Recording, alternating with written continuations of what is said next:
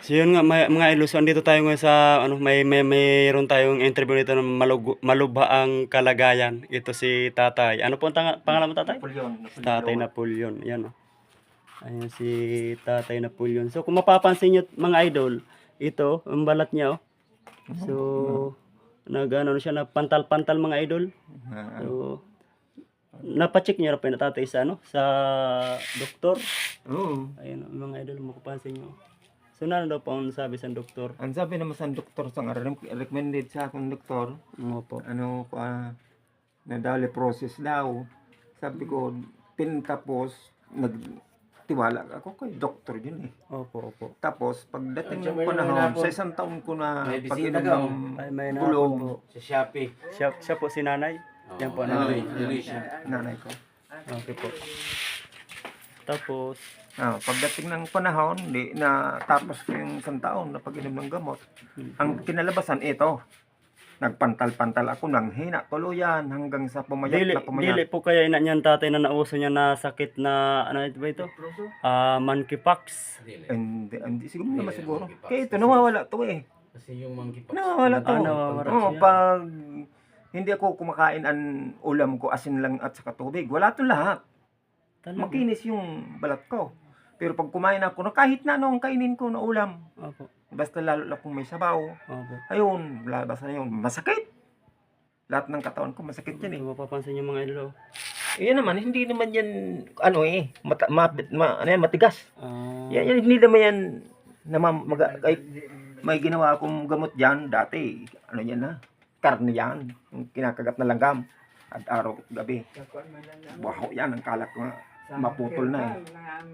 Ala, sok jab kinada, hindi na ako nag-asa sa mag-ayo pa. Ginawan ko ng paraan, mga gamot na herbal. Opo. Sa awa ng Diyos, yun ang nangyari. Ay, nag-story ito ng babae na bata niya. Ato masainda ba na ibulag sinda ka. Ganda. Wala ka pa. Sa ba lang? Ato man mag-isla. Yan, nagla. Yung pabulag sinda sa Yan nga mga idol. So, ito na yung mga nag-request sa akin. So, andito nakarating ako kay tatay. Ito, pinuntahan ko po. Talaga siya gawa nung kahit busy tayo sa katapos nga sa delivery mga idol. Dito nga si tatay. Oh. So, parang, di ba nakakahawa yan tatay? Hindi, Hindi rin Kung nakakahawa. nahawaan ako, Hindi, nahawaan ako. hindi yan. First, hindi yan. hindi nakawa. Kasi yung mga anak ko, yun doon pa 4 ako. years na, siya di, Lahat ng kapatid. Ilan taon mo na yung Mga nasa 10 years na. 10 years na, nako. Baka dugo niya nila yan. Kasi yung anak niya meron. Nagpa-blood test ka ba kuya? Wala pa akong pa-blood type. Kung anong blood type ko. Hindi, blood test baba ka sa, sa dugo Sa yan. dugo. Laboratory ka. Nung humihina lang ang katawan ko, kaya ito, pumayat ako kasi laging humihina yung katawan ko. Kahit na tapos ako kumain, pagkatapos ko pagkain yan, para ba akong na uubusan ng hininga. Vitamins. Mababa ang dugo ko, ang blood pressure ko na 53 over 95. 95 over 53.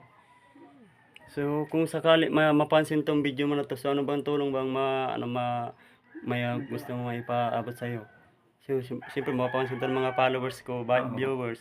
Ako, kung maaari sana, kung dumating may tulong sa akin na medyo makaluwag-luwag, kung may mga taong tumulong sa akin na may mga puso, gusto ko sanang magpatingin sa doktor ulit.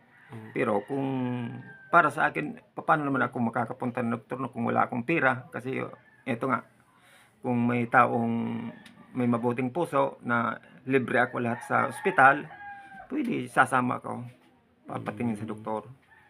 Ayun lang. So, sana naman yung anak mo, yung may isa rin, di ba may sakit din yung isa mong anak? Ando sa bahay namin, sa may tabing dagat. Sa Proxing to. Proxing ko. So, yun nga mga idol, so ito talaga. Sa dinami-dami ng mga na-i-video ko, so parang ito dito ako nangingilabot ako mga idol. Kaya hindi naman ito Makati eh. Masakit. Makulo. Masakit. Ako na mismong kumakatok sa inyong mga puso mga idol, lalong-lalo na sa mga vlogger ko, kapwa ko vlogger. So kumakatok po ako sa inyong puso na nangangailangan si tatay na ngayon ng financial assistance, lalo na lang na rin sa na gusto niya magpatingin sa doktor, kaya lang wala siyang financial. So yun lang talagang kailangan niya. So wala ka ba tatay na ininom ng ano? Gamot, mga gamot. Opo, maintenance po. Sinubukan ko yung ano dati, yung Santon Plus. Nag-vitamins ako ng Santon Plus. Tapos yung Santon Plus, hindi ako hiyang. Masalong lumalaki yung mga pantal-pantal ko. Tumigil ako. Tapos uminom naman ako ng vitamins na ascorbic acid saka combine ang ano ba yun? Kailangan talaga ni tatay financial talaga. Ito. Tinatawag na B-complex. Kinumbine ko yung dalawa. Ganon din, mas lalo. Uminom ako ng moxicillin at saka Mga pang Mepinamic, ganon din.